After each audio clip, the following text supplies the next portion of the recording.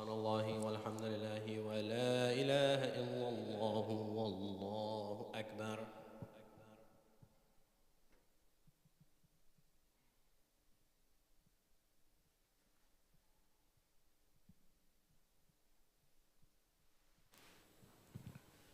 ولله الحمد وأتوب إليه.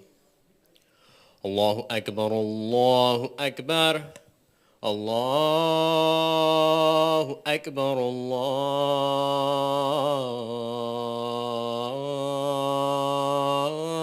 الله أكبر.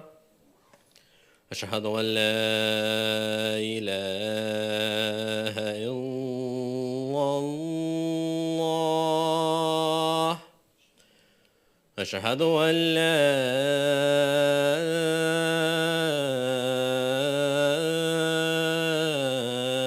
إله إلا الله.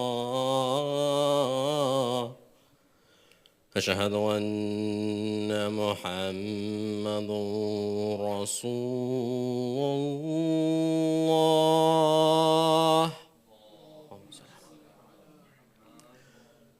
أشهد أن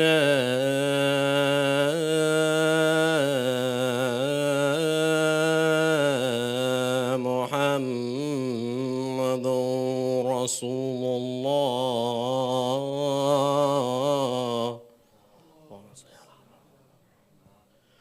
أشهد أن علي ولي الله.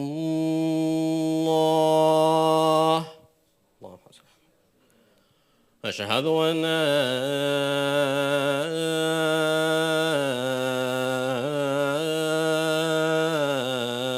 علي حجة الله.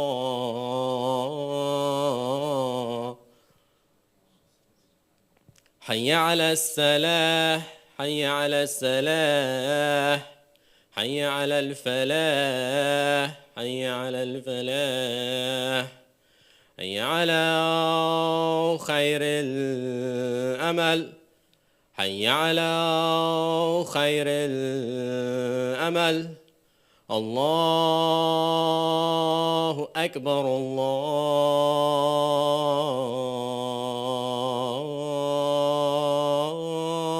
الله أكبر. لا إله إلا الله لا إله إلا الله. صل على محمد وعلى محمد.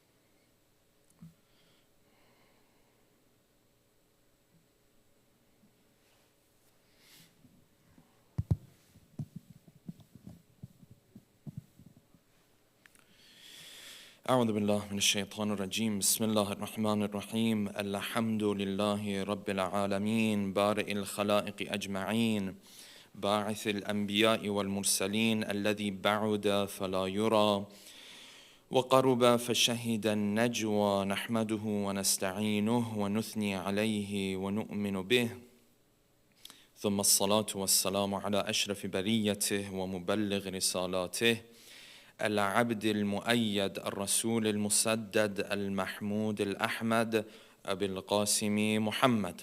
اللهم صل على محمد وعلى محمد وعلى أهل بيته الطيبين الطاهرين. عباد الله، أوصيكم ونفسي بتقوى الله. We begin this first Friday khutbah by reminding all of you and myself to maintain the taqwa of Allah subhanahu wa ta'ala. Inshallah, in the first khutbah, we'll continue with our discussion on the narration in which the Prophet was sharing advice with the first Imam. This narration, narrated by Muawiyah ibn Ammar, one of the companions of the sixth Imam, قال سمعت أبا عبد الله عليه السلام يقول كان في وصية النبي لعلي عليه السلام, that the Prophet told the first Imam, يا علي أوصيك في نفسك بخصال. There are attributes, I want you to hold on to these attributes. I want you to implement these attributes. Then he prayed for him so that he would be able to hold on to these attributes. He said, أما الأولى فالصدق, truthfulness, والثانية الورع, abstinence from disobeying Allah subhanahu wa ta'ala, والثالثة الخوف من الله عز ذكره كأنك تراه, fearing Allah as if you can see Him. And we touched on this in the previous khutbah about what does it mean to fear Allah subhanahu wa ta'ala. This khawf of Allah subhanahu wa ta'ala that comes up in multiple verses of the Quran. Khashya of Allah subhanahu wa ta'ala that comes up. Ishfaq. The Quran says they are mushfiqun from Allah subhanahu wa ta'ala, from their Lord. Sometimes Allah subhanahu wa ta'ala does tahdhir, warns them. Sometimes Allah subhanahu wa ta'ala does inzar, yes, warning. All of these are referring to some danger that's on the horizon, that the human being needs to build a sense of fear from that danger. And this comes up in a multitude of verses of the Quran. The topic of fearing Allah is one of those topics that you cannot avoid if you read the verses of the Quran. You know, there's certain topics, they don't come up too often in the Quran. There's certain topics you may not be able to go through a page or two unless they come up. That's why it's very important to understand what it means to fear Allah subhanahu wa ta'ala. Because we are, of course, taught that Allah subhanahu wa ta'ala is not something that is scary. We're taught that Allah subhanahu wa ta'ala is a merciful entity. We're taught Allah subhanahu wa ta'ala is more merciful than my mother. If I don't fear my mother, why should I fear Allah subhanahu wa ta'ala? And we talked about this in the previous khutbah. And the Quran itself tells us that this fear of Allah that the Quran is referring to the fearing the consequences of our deeds. Why? Because every one of our deeds has its own spiritual reality.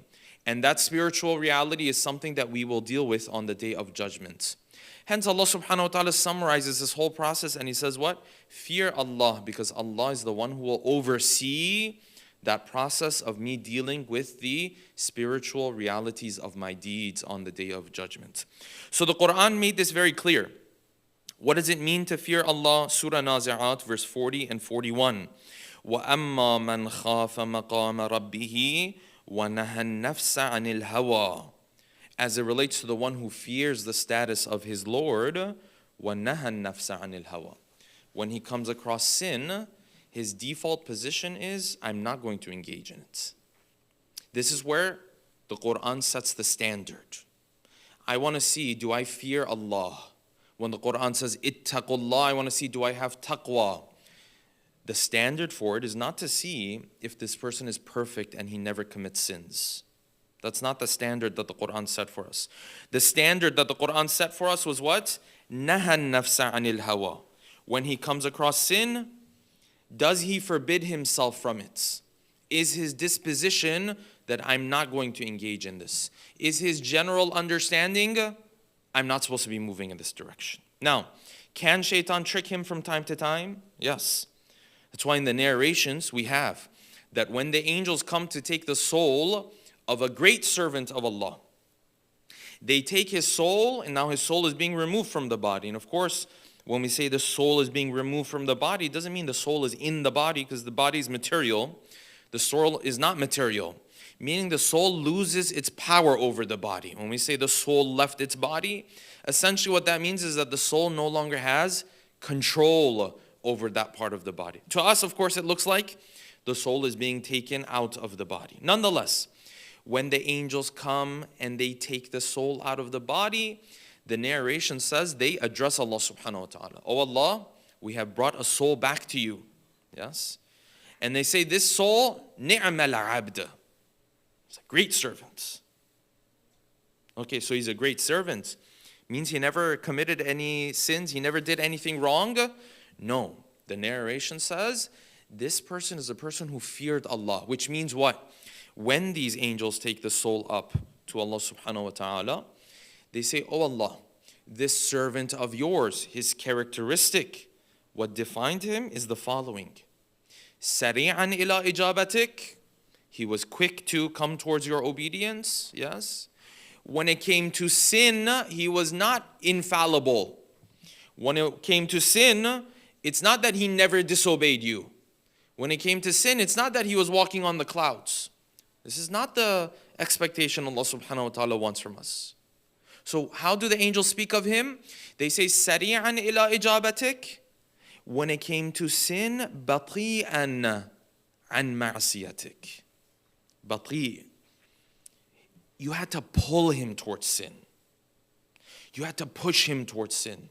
You had to influence him towards sin. Shaitan had to work hard to get him to commit this sin. It's not that he ever gave himself a green light. This is fearing Allah. This is what it means to fear Allah.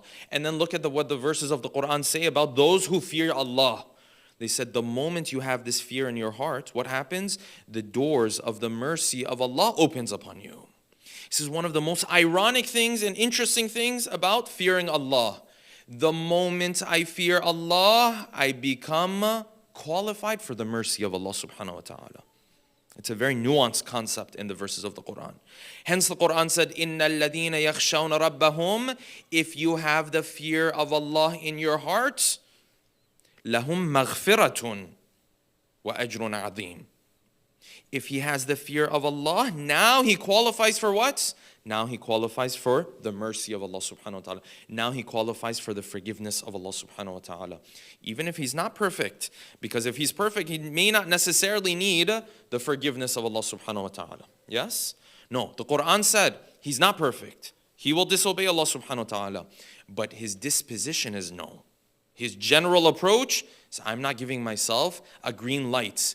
When they tell him this is haram, he doesn't turn around and say, it's not too important. Who cares about this stuff? He doesn't do that.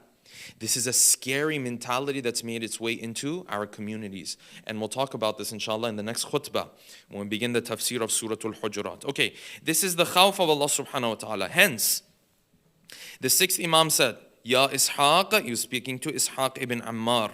Ya Ishaq, khafillaha ka'annaka tarah. Fear Allah as if you see Him. وَإِن كُنْتَ لَا تَرَاهُ. And if you don't see Him, فَإِنَّهُ يَرَاكَ. So know that He sees you. فَإِن كُنْتَ تَرَى أَنَّهُ لَا يَرَاكَ فَقَدْ كَفَرْتَ. If you believe that He doesn't see you, well then you're outside of the fold of Iman. You're limiting Allah subhanahu wa ta'ala. You're outside of the fold of Iman. وَإِن كُنْتَ تَعْلَمُ أَنَّهُ يَرَاكَ. But if you acknowledge that He sees you, ثُمَّ بَرَزْتَ لَهُ بِالْمَعْصِيَةِ. Then you decide to disobey Him. فَقَدْ جَعَلْتَهُ مِنْ أَهْوَنِ النَّاظِرِينَ عَلَيْكَ. You have now made a mockery of His presence. You have made Him the least important person who is present in that situation. You wouldn't do this in front of other people. But in front of Him, you do this. Okay, so the very foundation of coming closer to Allah subhanahu wa ta'ala is fearing Allah. Fearing Allah because God is scary? No. Fearing Allah because there are consequences for my deeds, and I have to have the humility to accept this. Okay, this is what it means to fear Allah subhanahu wa ta'ala. Okay, in our cultures, and now especially with our younger generation, this is becoming more of a common idea. That listen, we have to bury this idea of fearing Allah. Worshipping Allah out of fear is not spiritual. It's not spiritual to bring up fear. It's not spiritual to bring up the consequences of your deeds. It's only spiritual if you worship Allah out of love. It's only spiritual if you worship Allah because you find Him worthy of this. And this is a valid point. Worshipping Allah out of fear, of course, in the narrations of the Ahlul Bayt is acknowledged as a lower form of worship compared to the one who worships Him because he finds Allah worthy of being worshipped. Yes? But the point that everybody misses in this discussion is that you cannot graduate to that second level until first you master this first level. You cannot reach a point where you understand the greatness of Allah subhanahu wa ta'ala and decide to worship Him because of who He is until first you have the humility to accept it when He tells you there's consequences to your deeds. I cannot sit there and say, I want to worship Allah subhanahu wa ta'ala at the greatest of levels. That same Lord that you're saying you want to worship Him because you find Him worthy of worship is telling you there's consequences for disease, but you won't accept it from Him. You will reject His claim. He's telling you this idea that you're not praying has consequences. You have the arrogance, I have the arrogance to sit there and say, it's not a big deal. And then that same Lord will say, yes, I want to worship Him because I find Him worthy of being worshipped. If you won't take Him serious at this level, how are you supposed to reach, and how am I supposed to reach a level where I understand the importance of Allah subhanahu wa ta'ala on His own, and I worship Him just because He is worthy of it? Nobody comes close to that level unless they do this first. Unless they remove that arrogance that they have. Unless first they say, yes, I'm not in charge here. Allah subhanahu wa ta'ala is in charge here. So this is where we start. We start from worshiping Allah out of fear. As in, I understand there are consequences to my deeds. This is the first level. And hence this is worshiping Allah out of fear is getting a bad rep, unfortunately, in Muslim communities and in our societies today. Yes? Not knowing that even the Ahl Bayt, who loved Allah subhanahu wa ta'ala so much, who did the things that they did because they found Allah subhanahu wa ta'ala worthy of worship, even they acknowledged that at a lower level they feared Allah, as in they feared the consequences of their deeds.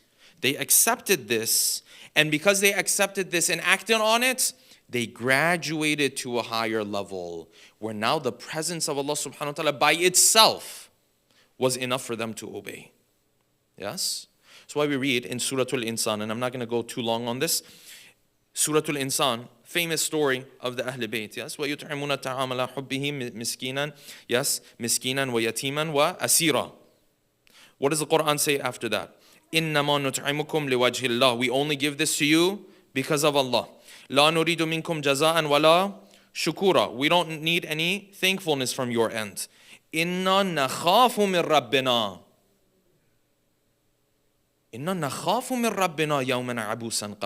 We are fearful of our Lord. So the Ahl Bayt had this fear. Yes, because they had graduated from this level, the things that they didn't do it out of this fear. But they did carry this fear with them. Which means what? Which means nobody can sit there and say, I love Allah. I want to worship Allah out of love. I want to find Him worthy of worship. Unless first he starts from where?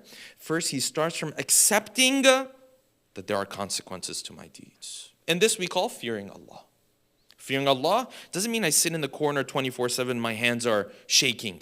Fearing Allah does not mean when I make a mistake, I assume Allah's not going to forgive me, or even that the path to forgiveness is difficult. Even assuming that the path to forgiveness of Allah subhanahu wa ta'ala is difficult is also not part of fearing Allah. Islam also did not teach this. What Islam taught was take your mistakes seriously. The path to forgiveness is very easy. Very easy. And I've touched on this in some of the other talks that we've had. This idea of istighfar, brothers and sisters, the process is a split second. And then you have people, they say, I don't know if Allah subhanahu wa ta'ala will forgive me. Will He forgive me? Will He not forgive me? This is somewhat disrespectful to Allah subhanahu wa ta'ala. This is somewhat, if someone told us this with all the promises Allah subhanahu wa ta'ala has given us, we would feel offended if someone treated us this way. He told us, give some sadaqah. This is a path to forgiveness. Kindness to your parents, path to forgiveness. Come and do your daily 5 times a day salat. Shia and Sunni have narrated this concept. And that's a path to your forgiveness. A 2 rakat salat that you pray with hudur al-qalb, paying attention to Allah, is a path to forgiveness. The paths to forgiveness are so many, it's difficult to make a full list of them. Fearing Allah does not mean I sit there when I committed the sin, I say, I don't know if the path of forgiveness. No, this is not what Islam taught. Fearing Allah means when you make the mistake, you don't underestimate it.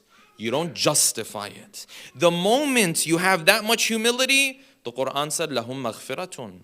Now the doors of my mercy have opened upon this person. Okay, having said all of this, of those incidents that show someone has the fear of Allah, meaning he understands there were consequences to his deeds. One of the manifestations of that, if not the greatest manifestation of that, is what the narrations speak of, and that is crying out of the fear of Allah. Crying out of the fear of Allah because I'm repenting, I don't know He's going to forgive me. No. Crying out of the fear of Allah means I understand how terrible of a deed I committed. The deeper appreciation I have of how terrible it was that I did, the more the tears. The more I realize the injustice that I did to myself and my relationship with Allah subhanahu wa ta'ala. This is why the narration spoke so much about crying. So, وَالرَّابِعَةُ, the fourth of the advice that the Prophet gave to the first Imam. He said, وَالرَّابِعَةُ كَثْرَةُ الْبُكَاءِ مِنْ خَشْيَةِ اللَّهِ. He said, crying frequently from the fear of Allah. And then what promise did he give? In some of the narrations we'll read next week. He said, يُبْنَى لَكَ بِكُلِّ دَمْعَةٍ. For every tear that leaves your eyes, Allah subhanahu wa ta'ala will build for you أَلْفَ بَيْتٍ فِي الْجَنَّةِ. 1,000 homes and 1,000 mansions in heaven. Why? Why did they emphasize this so much? One tear out of the fear of Allah. And what does it mean to cry out of the fear of Allah? That means this person understands the greatness and how big and how terrible his sin was. How major his sin was. The deeper the appreciation, the closer he is to crying because he understood what he did. You know, sometimes parents, I'll use the example of parents, yes? Parents, when they get older a little bit, sometimes they look back on their life, yes? And they realize maybe here or there, they didn't do justice to their children in a particular scenario, in a particular situation. Or maybe children sometimes, they get older, yes? Allah subhanahu wa ta'ala blesses them with a little bit more wisdom, yes? And then they look back on their life. When they look back on their life, it says, oh, the things I did that I wasn't supposed to do. That time I spoke to you in that way. That time I disagreed with you, but not respectfully, disrespectfully, yes? That time you were so worried about me, I didn't understand it. I thought you don't want the best for me. And then what happens? When they truly understand how bad it was what they did, every now and then you'll see what happens. All of a sudden the tears show up. The tears don't show up because they're fearful of the child or they're fearful of their parents. It's not that type of fear. It's what? They understand how grave their mistake was. Hence the Ahl Bayt emphasize this a lot. And we'll read the narrations inshallah in the following weeks. The one who cries out of the fear of Allah. Meaning he now has an understanding of, wow, what I did was a really big deal. This person has a very high status in the eyes of Allah subhanahu wa ta'ala. Inshallah that will leave for the following weeks. أقول قولي هذا وأستغفر الله لي ولكم. أعوذ بالله من الشيطان الرجيم. بسم الله الرحمن الرحيم. قل هو الله أحد الله الصمد لم يلد ولم يولد ولم يكن له كفوا أحد. اللهم صل على محمد.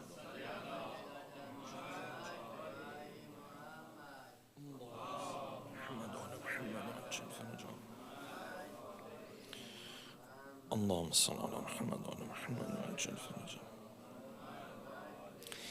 بسم الله الرحمن الرحيم. الحمد لله رب العالمين. أثني عليه حامدا وأذكره مسبحا ثم أصلي وأسلم على نجيبه وجليله وحافظ سره الذي سمي في السماء بأحمد وفي الأرضين بأبي القاسم محمد. اللهم صل على محمد وعلى محمد. اللهم صل وسلم على علي أمير المؤمنين وفاطمة الزهراء سيدة نساء العالمين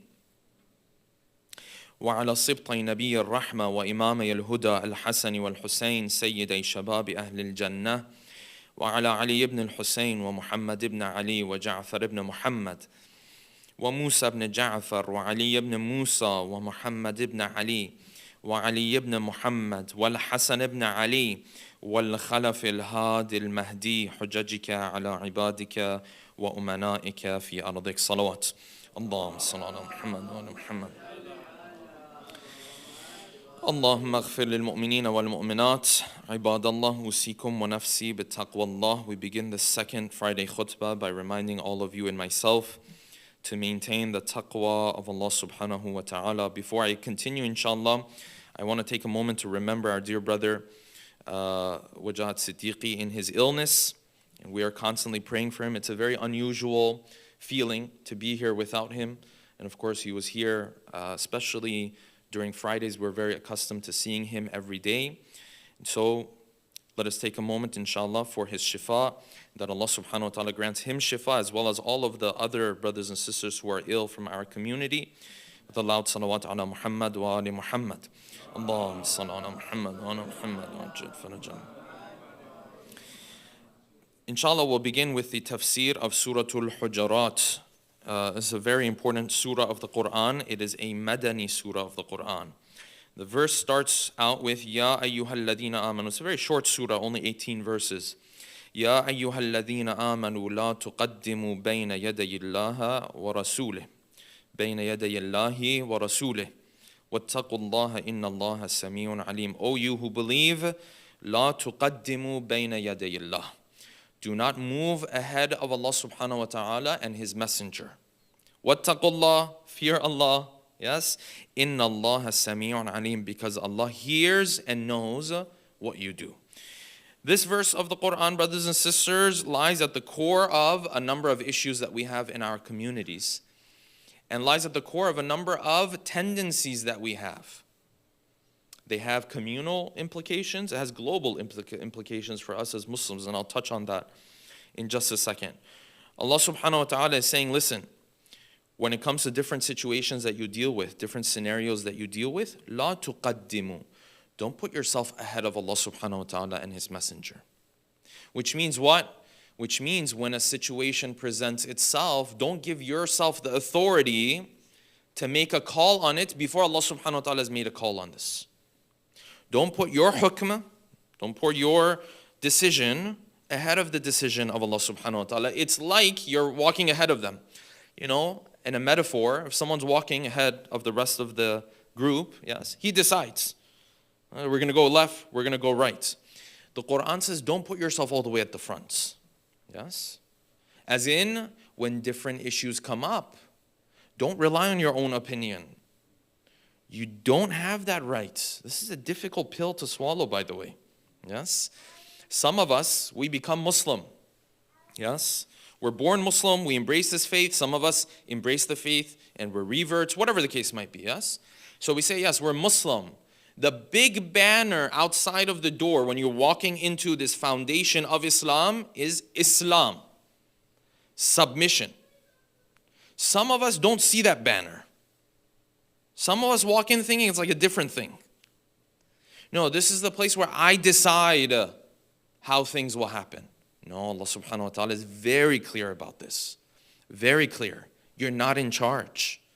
And that very much, brothers and sisters, goes against the fabric of today's society. The fabric of today's society, a lot of the issues that you find in today's society, it doesn't come necessarily because people are evil and they're bad people and so on and so forth. No. All they do is they put themselves ahead. So what do I think about this situation?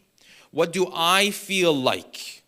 Now, this idea of what do I feel like, how does the truth feel to me, is now making its way also into Muslim communities. And these agendas that we hear about and we have seen are now being implemented in schools and otherwise, these are all symptoms of this fundamental reality. We live in a society where the society is you-centric. What matters is you. What do you feel? What do you think? Whatever you think is the truth. Whatever you think is moral. And hence you find even amongst our younger generation, sometimes our older generation, it's difficult for them to understand. Something that seems wrong to me, how could Islam allow this? Well, because you're looking at it from an angle where you define morality. You're looking at it from an angle where you decide what is right and wrong. So Allah subhanahu wa ta'ala came and said, no, in Islam you don't have that. Yes, there are basic fundamental truths. Oppression is oppression, justice is justice. This we understand. In a lot of the details, the Quran came and said, don't put yourself ahead. You don't know anything. You think you know. And look at society, brothers and sisters, and inshallah, maybe this can be a topic and a lecture for another time. Look at society where it's headed. Why? Because people feel like they're smart enough to figure out life without religion. And look at where that has led us. The fabric of society is falling apart. Gender roles is one of the biggest places where you see this. Why? Because religion came and defined gender roles in a particular way. And of course, there are those who have very traditional, as in extremely traditional, views on gender roles, and we don't agree with that either. Yes? But Islam has its own definition of gender roles. They came and said, no, these gender roles don't matter. We know better. Okay, bismillah. This is the society that you are dealing with nowadays. Yes? Men who have no purpose in life. Yes? Women who are taking on so much, they're breaking. They're breaking. Why? Because she was told, you're not supposed to rely on anybody. She was told the solution to the problem that we have in society is that you have to take care of A to Z in your own life. So now she has nobody to rely on. This man is wrong in one way, this woman is wrong in a different way. Why? Because لا تقدموا بين يدي الله ورسوله. Don't go ahead of Allah subhanahu wa ta'ala. This idea of going ahead of Allah subhanahu wa ta'ala, giving my own opinion on things where Islam has an opinion, sometimes it makes you more of a strict person, sometimes it makes you more of a liberal person. It can go either ways. Yes? So on dress code, this person comes and says, I don't think this matters in my relationship with Allah subhanahu wa ta'ala. Allah doesn't look at how I dress. He looks at my heart. But God himself said, I look at how you dress as well. That's one of the things I look at. It's not the only thing. It's one of the things. No, I don't think it matters. This is, you're ahead of Allah subhanahu wa ta'ala now. You're giving yourself permission to go ahead. I'm giving myself permission to go ahead. I don't have that permission. So sometimes it makes me more liberal. Okay. Other times it can make me more traditional in the negative sense of the word. It can go either ways. Because now you're trying to figure out stuff on your own. You're going to get things wrong. Sometimes the thing that you're going to get it wrong is going to make life a little bit easier from your perspective. Or it may make life a little bit more difficult. It can go both ways. So now Allah subhanahu wa ta'ala said, listen, istikhara is for these situations. When you're stuck in these particular situations. But now, he wants to do what? He wants to go ahead of Allah subhanahu wa ta'ala.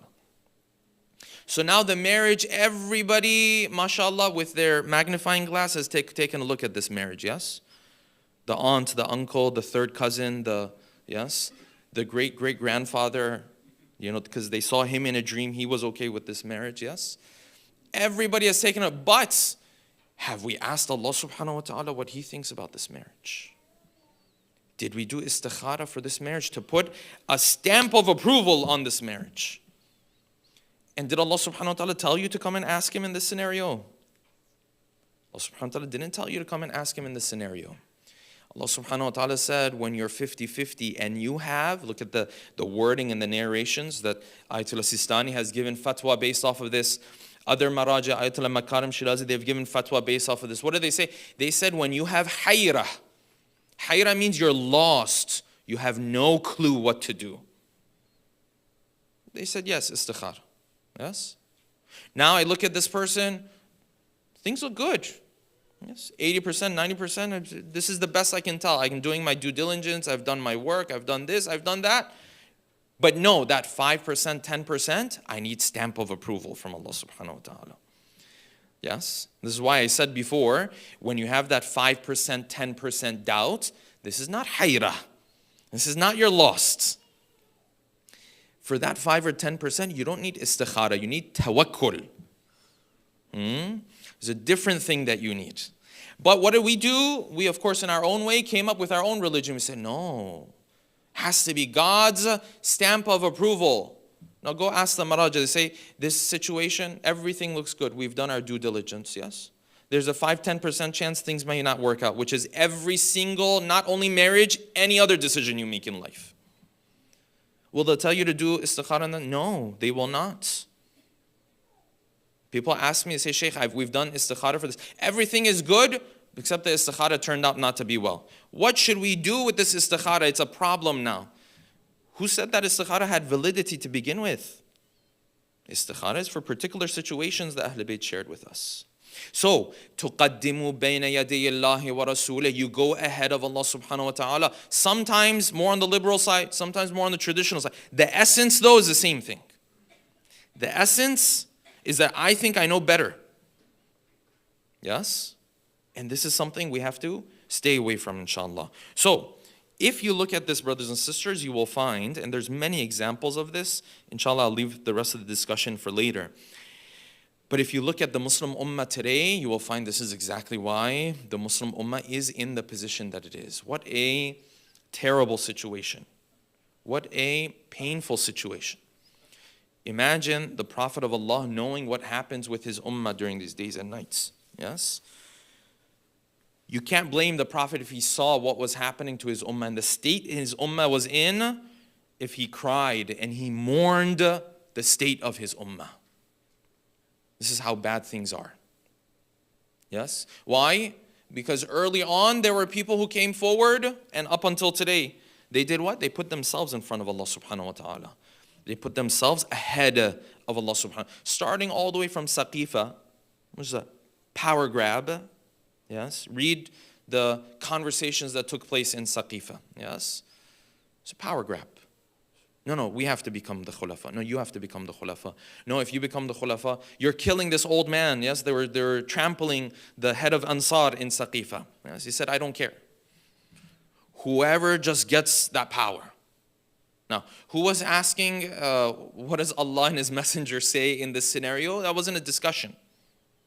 They only used that discussion when it benefited them. They only used that discussion when they said, the Prophet said his khulafa, his successors are from Quraysh. So we're sorry, Ansar of Medina, you can't be part of this. The Prophet. Then they didn't say the Prophet said his khulafa have to be from his Ahl Bayt. That detail doesn't really matter, okay? But he said from Quraysh, so, people. Power grab from the very beginning. Why? Because the Muslim Ummah put themselves ahead of Allah subhanahu wa ta'ala. Up until today. And now you see the terrible situation that the Muslim Ummah is in. Weak, it cannot defend itself, cannot stand up for itself. This is the reality of the Muslim Ummah today. You see what's been going on in Palestine for, yes, a year and a half now, or coming up on a year and a half, right? 400 something days, this situation. Lebanon, you see the massacres that took place, yes? The Muslim countries around the world, all of them tied with tyrants who have fists, strong fists. If you were to speak up about what happens, maybe you wouldn't be seen again. Yes? And of course, now we see these developments that are taking place in Syria by what I will say, at the very, very least, questionable. Very, very least. And I'm being like very, easygoing here. Questionable. Why? People with very dark pasts. People who come from groups that are well known. What type of idea? Seems as though they've gone through a rebranding. Yes? But I want to take a page out of the lessons of the Ahl Bayt, because the Ahl Bayt taught us something very, very beautiful. Yes? And this is, by the way, a little bit of the difference between the Shi'i Ithna Ashari version of approaching politics, yes? And a little bit of the approach that you find in other schools of thought, the Zaydi school of thought, for example, which things are a little bit more black and white. Yes. What did the Ahl Bayt teach? The Ahl Bayt taught there's a time and place for everything. There's a time and place. And finding that right time and place, it requires insight. It's not just about having good intentions. No, insight. Where did you see this in the most beautiful way? During the time of the 6th Imam. Of course, when we talk about the history of Islam, Bani Umayyah, one of the worst things that happened to Islam. Yes?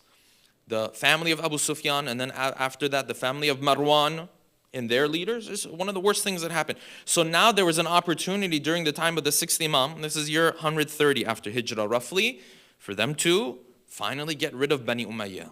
Then they see individuals coming into the picture who seem to be saying all the right things. And their slogan was something that you could not get anything better than that. And it was the slogan. What was the slogan? We are here to put who in charge of Khilafah? Ar-Ridha min Ali Muhammad, salawatullahi wa salamu alayhi. Allahumma salli ala Muhammad wa ala Muhammad. We have come to place that person from the family of the Prophet in charge, yes? Who? He is mardi. He is the one who we are pleased with. Allah subhanahu wa ta'ala is pleased with. I mean, what slogan better than that? This is on the heels of Bani Umayyah. Bani Umayyah that committed the massacres that they committed, yes? So everyone flocked, yes? And in particular, there was a general, a da'i, who was very active in getting Bani Abbas this seat of Khilafah. And his name was Abu Muslim. And so in the midst of this, he wrote letters to the sixth Imam. Because of course, getting the sixth Imam, the most knowledgeable scholar of your time on your side is very crucial. That's very powerful. So he wrote letters to the sixth Imam. Apparently 2 letters, yes. But how did the Imam respond to him? See, it's a situation where you have oppressive government. Bani Umayyah, calling them oppressive is an understatement, of course, yes. Then you have a new wave coming into the picture. And did the Ahl Bayt jump on this opportunity and say, listen, it doesn't matter who's leading things as long as we get rid of these guys? No. Their approach was more nuanced. So the letter came from Abu Muslim. What was the response of the Imam? The letter of Abu Muslim, according to one narration, read, Inni da'awtu an-nasa ila muwalati ahli al-bayt. I'm calling people to the friendship and the affection of Ahlul Bayt. فَإِن رَغِبْتَ فِيهِ, if that's what you like, فَأَنَا أُبَايُعُكَ, I will come and give bay'ah to you. I will come and hand this khilafah over to you, O Ja'far ibn Muhammad. So what did the Imam respond with? According to this narration, he said, Ma anta min rijali, you're not one of my men. As in what? You have other intentions. You're saying all the right things, but you have other intentions. Why? Because there was a reputation, there was a past that showed how Abu Muslim approaches things. Yes, does that ring a bell? People who have a reputation, they have a past. Now they come and say, listen, we're changed people. Things are very different now. We don't believe in those things we used to do. Yes. The Imam said, Ma anta min rijali.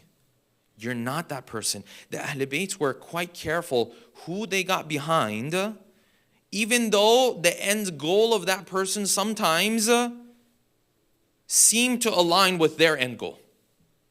Muawiyah did the same thing, or forgive me, Abu Sufyan did the same thing at the time of Khilafah. Yes, Abu Sufyan approached the first Imam. He said, Ya Ali, I will put my hand out and give bay'ah to you. Why don't you go ahead and take on things? And the first Imam told him, no, you I know. You I cannot trust. You will empty my back. You will betray me. Yes, you will do all of this. So Abu Sufyan, he told him, no. Here the sixth Imam told, same thing to Abu Muslim. He said, Ma anta min rijali, you're not one of my men. Hence, I'm not going to come and support you. Wala zamanu zamani. And the time is not ripe either. This is a nuanced approach. But what can you and I take from it? What you and I can take from it is that the Ahl Bayt did not get just behind anybody who was saying the right things. Interestingly, Abu Muslim continued on this path, yes? And he set up this government. And then Safah came into the picture. And then Mansur came into the picture. And when Mansur came into the picture, what did he do? He killed Abu Muslim. And this is the game of politics, brothers and sisters, you find is sometimes played. That they push someone forward to go and do all of the difficult work and the dirty work, and then the superpowers of the world will come in, and before you know it, there's a coup. Before you know it, this person who had promised liberation and things of that nature, now all of a sudden he's not even there. Why? Because they had him do all the work, and then when they feel like they're done with him, what do? They get rid of him. Yes? All we need to say and all we need to understand, brothers and sisters, is the developments that are happening in that part of the world. It is very naive to look at them in a vacuum. Very naive. Very naive to not understand the powers of the world who are looking at that part of the world. Yes? And there's a lot more to say. I can't go into too much detail on this topic for obvious reasons. But we ask Allah subhanahu wa ta'ala to make us amongst those who have true basira, who have insight. As the famous dua says, Allahumma arina al-haqqa haqqan warzuqna ittiba'ah. Oh Allah, show us the truth as it is and give us the opportunity to follow it. Yes? وَأَرِنَا الْبَاطِلَ بَاطِلًا وَارْزُقْنَا الْإِجْتِنَابَهِ, and show us falsehood as it is and help us to avoid it. أقول قولي هذا وأستغفر الله لي ولكم. أعوذ بالله من الشيطان الرجيم. بسم الله الرحمن الرحيم. والعصر إن الإنسان لفي خسر إلا الذين آمنوا وعملوا الصالحات وتواصوا بالحق وتواصوا بالصبر. اللهم صل على محمد وعلى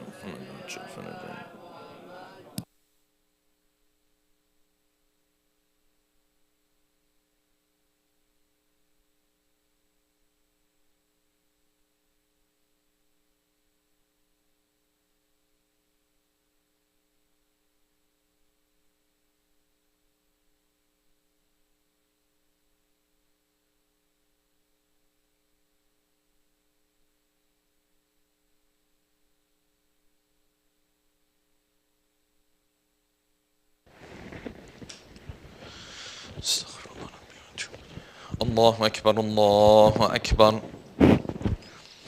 أشهد أن لا إله إلا الله. أشهد أن لا إله إلا الله. أشهد أن محمدا رسول الله. صلى الله عليه وسلم. أشهد أن محمدا رسول الله. صلى الله عليه وسلم. وأن عليا حجة الله صلوات الله وسلامه عليه. حي على الصلاة حي على الصلاة حي على الفلاح حي على الفلاح حي على خير العمل حي على خير العمل. قد قامت الصلاة قد قامت الصلاة. الله أكبر الله أكبر. لا إله إلا الله. استغفر الله ربي وأتوب. يا محسن قد أتاك المسيء وقد أمرت المحسن أن يتجاوز عن المسيء. أنت المحسن وأنا المسيء، فبحق محمد وآل محمد صل على محمد وآل محمد وتجاوز عن قبيح ما تعلم مني. الله أكبر. بسم الله الرحمن الرحيم. الحمد لله رب العالمين الرحمن الرحيم مالك يوم الدين. إياك نعبد وإياك نستعين. اهدنا الصراط المستقيم صراط الذين أنعمت عليهم غير المغضوب عليهم ولا الضالين. بسم الله الرحمن الرحيم. يسبح لله ما في السماوات وما في الأرض الملك القدوس العزيز الحكيم. هو الذي بعث في الأميين رسولا منهم يتلو عليهم آياته ويزكيهم ويعلمهم الكتاب والحكمة وإن كانوا من قبل لفي ضلال مبين. وآخرين منهم لما يلحقوا بهم وهو العزيز الحكيم. ذلك فضل الله يؤتيه من يشاء والله ذو الفضل العظيم. مثل الذين حملوا التوراة ثم لم يحملوها كمثل الحمار يحمل أسفارا. بئس مثل القوم الذين كذبوا بآيات الله والله لا يهدي القوم الظالمين. قل يا أيها الذين هادوا إن زعمتم أنكم أولياء لله من دون الناس فتمنوا الموت إن كنتم صادقين ولا يتمنونه أبدا بما قدمت أيديهم والله عليم بالظالمين. قل إن الموت الذي تفرون منه فإنه ملاقيكم ثم تردون إلى عالم الغيب والشهادة فينبئكم بما كنتم تعملون. يا أيها الذين آمنوا إذا إذا نودي للصلاة من يوم الجمعة فاسعوا إلى ذكر الله وذروا البيع ذلكم خير لكم إن كنتم تعلمون. فإذا قضيت الصلاة فانتشروا في الأرض وابتغوا من فضل الله واذكروا الله كثيرا لعلكم تفلحون. وإذا رأوا تجارة أو لهوا انفضوا إليها وتركوك قائما. قل ما عند الله خير من اللهو ومن التجارة والله خير الرازقين. الله أكبر. اللهم صل على محمد وآل محمد. اللهم ارزقنا توفيق الطاعة وبعد المعصية. اللهم عجل لوليك الفرج. اللهم اغفر للمؤمنين والمؤمنات والمسلمين والمسلمات. الله أكبر. سبحان ربي العظيم وبحمده سمع الله لمن حمده. الله أكبر. سبحان ربي الأعلى وبحمده. الله أكبر. الله أكبر.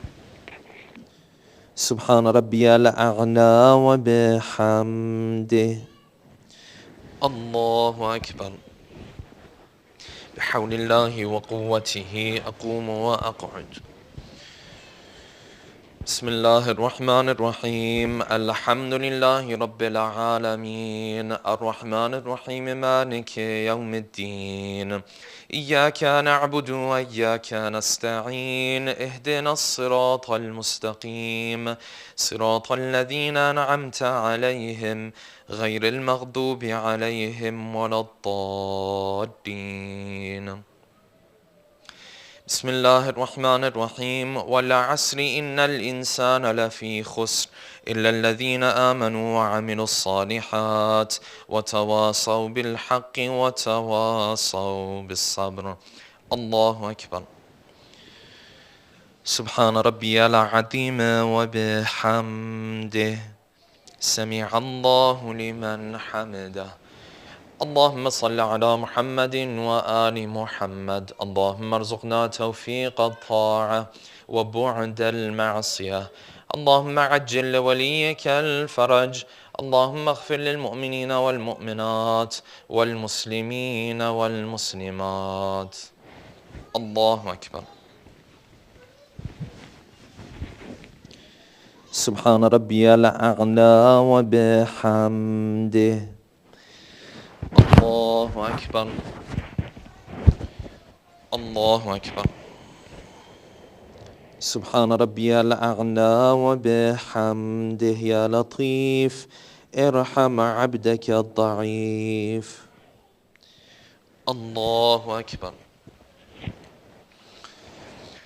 بسم الله وبالله الحمد لله. أشهد أن لا إله إلا الله وحده لا شريك له وأشهد أن محمدا عبده ورسوله. اللهم صل على محمد وآل محمد. السلام عليك أيها النبي ورحمة الله وبركاته. السلام علينا وعلى عباد الله الصالحين. السلام عليكم ورحمة الله وبركاته. الله أكبر. الله أكبر. الله أكبر. إن الله وملائكته يصلون على النبي يا أيها الذين آمنوا صلوا عليه وسلموا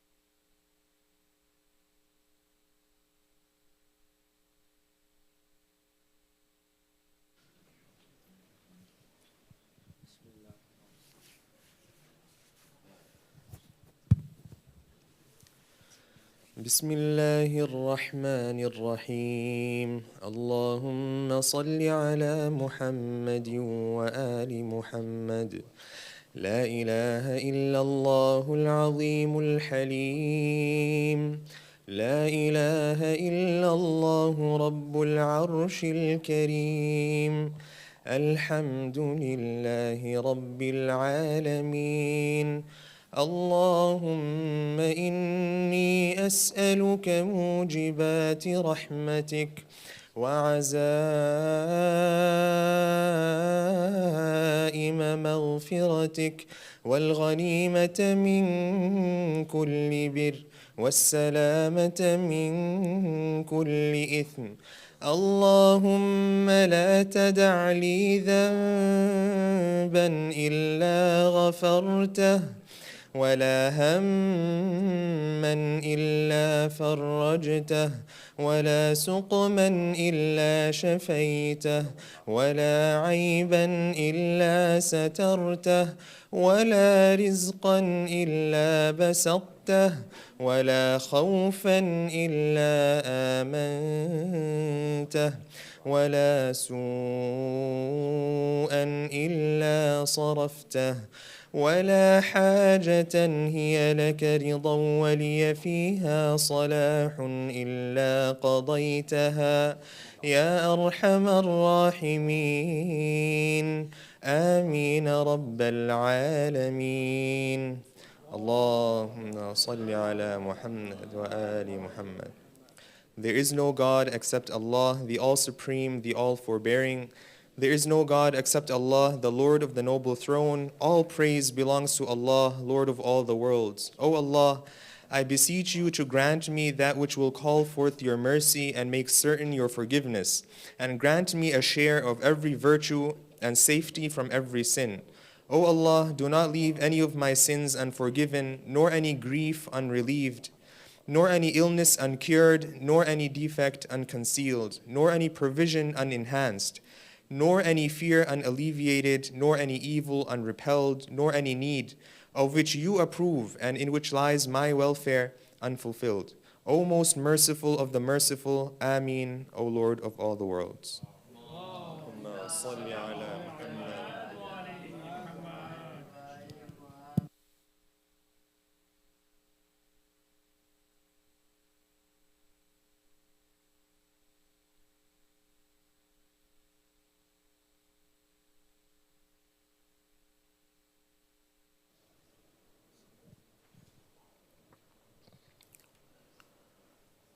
Assalamu alaikum everybody. Inshallah tonight we will have a Fatimiyya Majlis starting at 7 p.m. with Salāt-e-Isha, followed by a speech at 7:20 with Sheikh Ahmad Mudarris.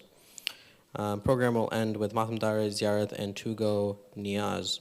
On Saturday, December 7th at 5:30 p.m. with Salat, there will be the Dallas Youth Group Hot Chocolate event with Sheikh Mahdi as well. If for brothers and sisters ages 14 to 28, the registration link is in the WhatsApp chat, and the event will be upstairs in the DYG lounge. On Friday, December 13th at 6 p.m. will be the family movie night. You can register for that as well. The movie will be The Messenger of God. There will also be a separate animated Islamic movie for the young toddlers as well. Registration for that event is also in the WhatsApp chat. Sheikh Saadi will inshallah be hosting the Shield Families course here at City of Knowledge on December 14th, 15th weekend. The course will be about building resilient families, the part 1 of this course. Information and registration can be found both in the WhatsApp and the website at mizaninstitute.org/Dallas or shieldfamilies.org/Dallas. Sallallahu Muhammad wa ala Muhammad.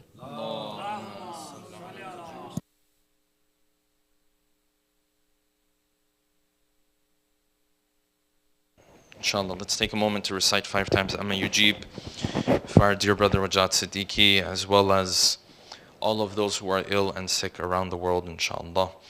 أعوذ بالله من الشيطان الرجيم أما يجيب المضطر إذا دعاه ويكشف السوء أما يجيب المضطر إذا دعاه ويكشف السوء أما يجيب المضطر إذا دعاه ويكشف السوء أما يجيب المضطر إذا دعاه ويكشف السوء أما يجيب المضطر إذا دعاه ويكشف السوء صلوات اللهم صل على محمد الله أكبر الله أكبر أشهد أن لا إله إلا الله أشهد أن لا إله إلا الله أشهد أن محمدا رسول الله اللهم صل على محمد وعلى محمد أشهد أن محمدا رسول الله اللهم صل على محمد وعلى محمد وأن عليا حجة الله صلوات الله وسلامه عليه حي على الصلاة حي على الصلاة حي على الفلاح حي على الفلاح حي على خير العمل حي على خير العمل قد قامت الصلاة قد قامت الصلاة الله أكبر الله أكبر لا إله إلا الله استغفر الله ربي وأتوب إليه. الله أكبر بسم الله الرحمن الرحيم الحمد لله رب العالمين الرحمن الرحيم مالك يوم الدين إياك نعبد وإياك نستعين اهدنا الصراط المستقيم صراط الذين أنعمت عليهم غير المغضوب عليهم ولا الضالين بسم الله الرحمن الرحيم قل هو الله أحد الله الصمد لم يلد ولم يولد ولم يكن له كفوا أحد الله أكبر سبحان ربي العظيم وبحمده سمع الله لمن حمده الله أكبر سبحان ربي الأعلى وبحمده الله أكبر الله أكبر سبحان ربي الأعلى وبحمده الله أكبر بحول الله وقوته أقوم وأقعد بسم الله الرحمن الرحيم الحمد لله رب العالمين الرحمن الرحيم مالك يوم الدين إياك نعبد وإياك نستعين اهدنا الصراط المستقيم صراط الذين أنعمت عليهم غير المغضوب عليهم ولا الضالين بسم الله الرحمن الرحيم قل هو الله أحد الله الصمد لم يلد ولم يولد ولم يكن له كفوا أحد الله أكبر اللهم صل على محمد وآل محمد اللهم ارزقنا توفيق الطاعة وبعد المعصية اللهم عجل لوليك الفرج اللهم اغفر للمؤمنين والمؤمنات والمسلمين والمسلمات الله أكبر سبحان ربي العظيم وبحمده سمع الله لمن حمده الله أكبر سبحان ربي الأعلى وبحمده الله أكبر الله أكبر سبحان ربي الأعلى وبحمده الله أكبر أشهد أن لا إله إلا الله وحده لا شريك له وأشهد أن محمدا عبده ورسوله اللهم صل على محمد وآل محمد وتقبل شفاعته وارفع درجته بحول الله وقوته أقوم وأقعد سبحان الله والحمد لله ولا إله إلا الله والله أكبر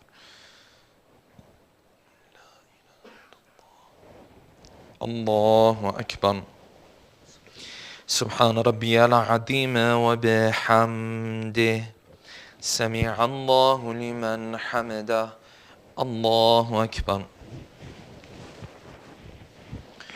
سبحان ربي الأعلى وبحمده الله أكبر الله أكبر سبحان ربي الأعلى وبحمده. الله أكبر. بحول الله وقوته أقوم وأقعد. سبحان الله والحمد لله ولا إله إلا الله والله أكبر. لا إله إلا الله. الله أكبر. سبحان ربي العظيم وبحمده. سمع الله لمن حمده. الله أكبر. سبحان ربي الأعلى وبحمده. الله أكبر. الله أكبر. سبحان ربي الأعلى وبحمده. يا لطيف ارحم عبدك الضعيف. الله أكبر. بسم الله وبالله الحمد لله. أشهد أن لا إله إلا الله وحده لا شريك له وأشهد أن محمدا عبده ورسوله. اللهم صل على محمد وآل محمد. السلام عليك أيها النبي ورحمة الله وبركاته. السلام علينا وعلى عباد الله الصالحين. السلام عليكم ورحمة الله وبركاته. الله أكبر. الله أكبر. الله أكبر. إن الله وملائكته يصلون على النبي يا أيها الذين آمنوا صلوا عليه وسلموا تسليما. اللهم صل على محمد وآل محمد. اللهم صل على محمد وآل محمد. اللهم صل على محمد وآل محمد. لا إله إلا الله. لا إله إلا الله. إلا الله. لا إله إلا الله. تسبيح فاطمة السلام عليكم.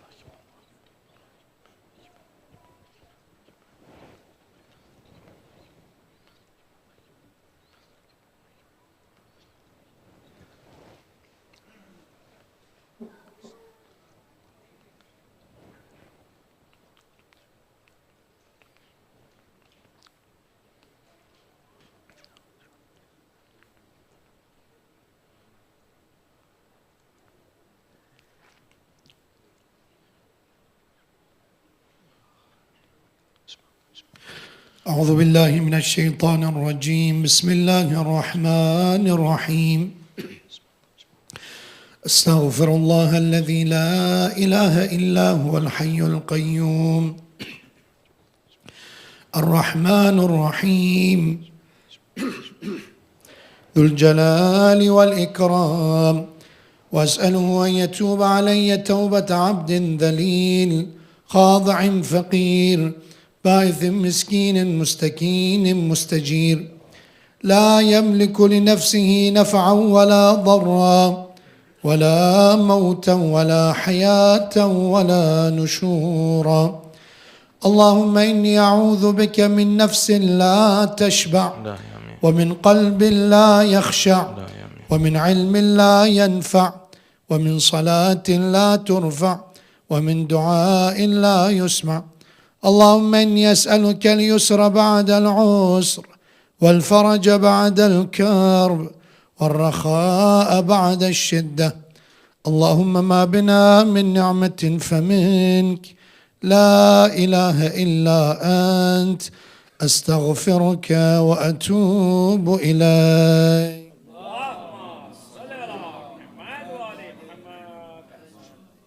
استغفر الله ربي وأتوب إليه.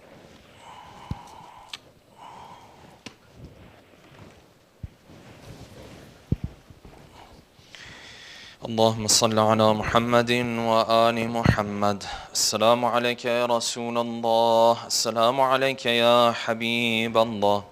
السلام عليك يا أمير المؤمنين علي بن أبي طالب.